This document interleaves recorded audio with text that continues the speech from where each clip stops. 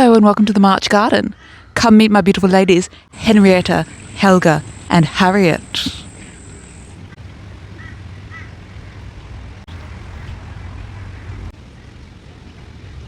All of these vines are from just 3 plantings.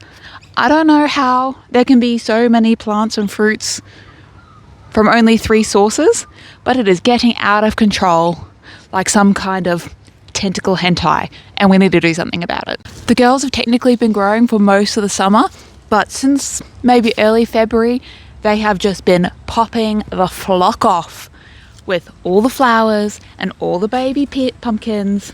But we've just had a whole week of rain. The ground is soaked, the grass is soaked, and I don't want to lose any of these pumpkins to rotting.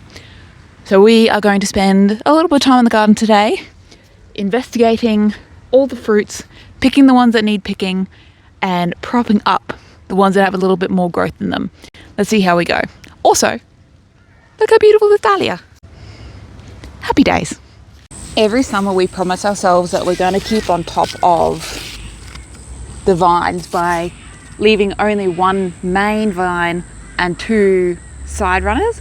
But it takes so much maintenance to keep on top of the side quests. So we just get overwhelmed. Also, it just gets so wet and it's really not that nice to come in and play with them. There's always something more interesting to do in the garden. This one is looking... oh, she's starting to get mold. She's starting to collect a little bit on the bottom there. But underneath, she looks all right. She's not quite ready yet, so I'll pop her up on the side here.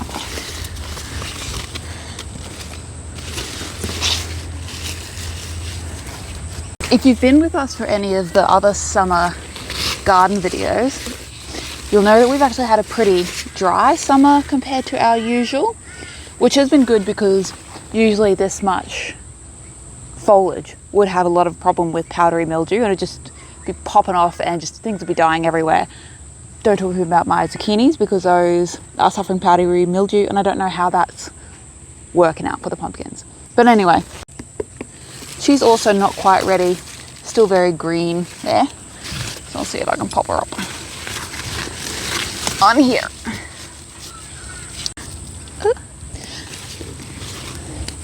I do like growing pumpkins because we've got the land space to let them spread out. I know that we could technically grow them vertically and we did try doing one of those this summer, but it didn't really work out. It's just died and hasn't produced even a flower. But I do think that having them grow on the ground is better, at least for us, because it lets them get their roots in. And I think that might be partially why we get such good pumpkins. Oh, she came off ready by herself.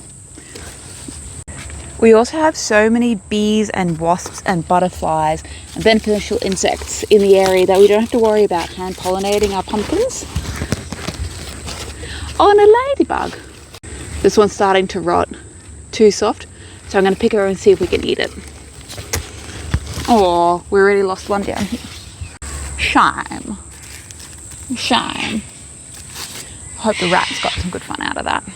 Oh my god, look at this dahlia. Oh, so good. Oh, and this dahlia. Dry. Second year for this dahlia. She is just gorgeous. All right, more pumpkins, Tracy. Focus. I really do love seeing, coming out in the garden early in the morning and seeing all the bees going off with the flowers and like just being covered in the fluffy pollen and like their heavy legs, like all thick and stuff, and like struggling to fly. I'm like, yeah, my garden gave you that. How's this guy going? Very, very brown. Very, very brown. Hollow. I think we can pick that one. How about this one? I think it's so cool that pumpkins just create... oh, well, she came off by herself as well. Pumpkins just create their own varieties through cross-pollination. So like, because we have so many different pumpkins in this area, they'll cross-pollinate and create a new variety. So if I planted this, it's unlikely that it'll be the same variety again next year. And I just think that's so cool. Oh, this one too. Also had a brown stem. And I just reckon it's like, I get the magic of Mother Nature just changing her mind every season. But look at that. Bam! If you don't slap your pumpkins, what are you doing?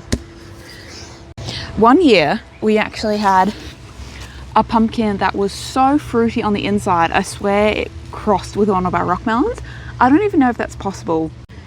Anyway, it was so fruity and light. Even the texture was kind of close to a rock melon. That was freaking beautiful. But just makes me so happy.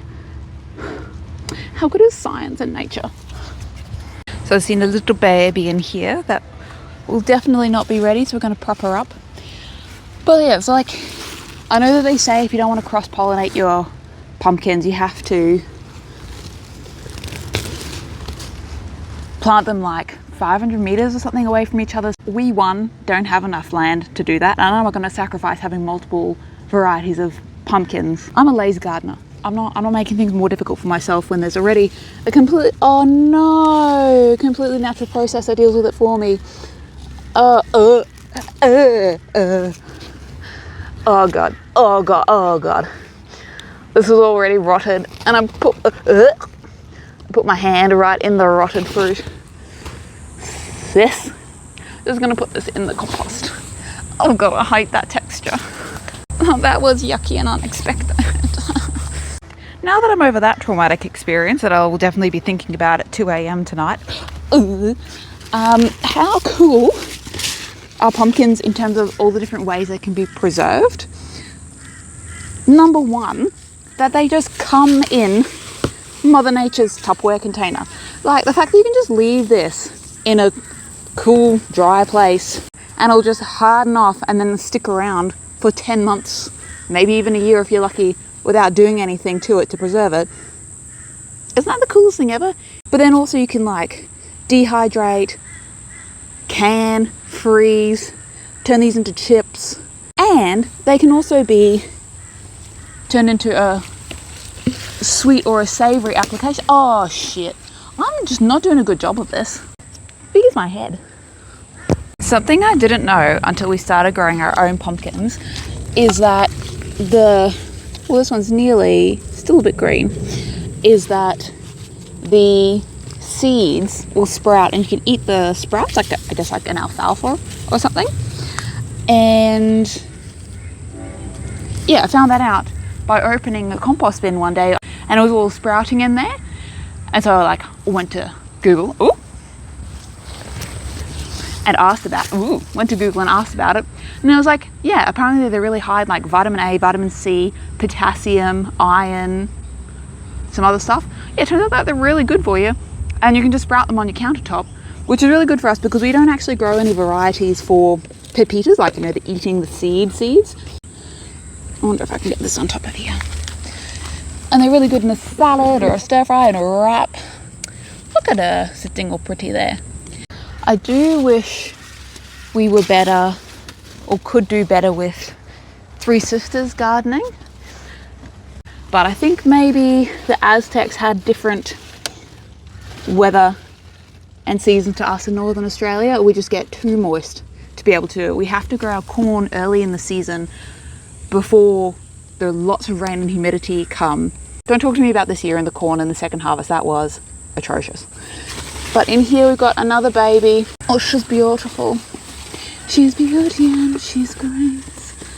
She's Miss United States.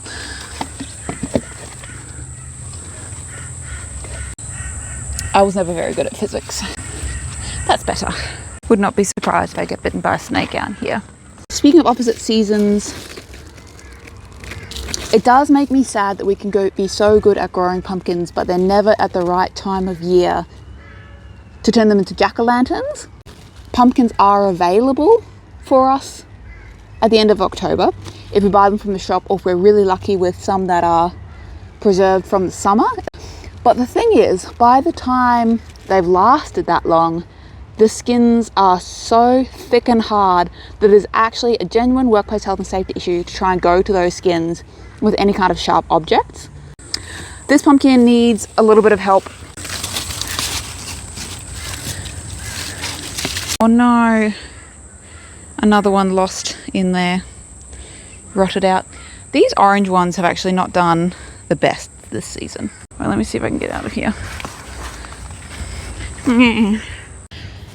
This one is, oh, very green. I need something for that.